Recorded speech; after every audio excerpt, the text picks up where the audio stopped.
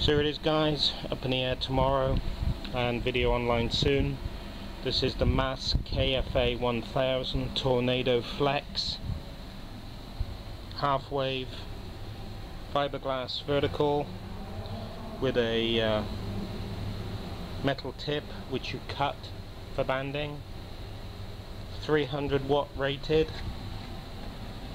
and like all antennas, there's a bit of bullshit as well. It says 9.9 dBi, which we know is like juggling a banana with no arms. It's not true, but we'll have it up in the air and give it a cut. There's a tuning chart that comes with it, so you cut it to the frequency you need and away you go. So we'll have it up in the air soon, the KFA1000 TornadoFlex from Maas in Germany. See you later. Ciao.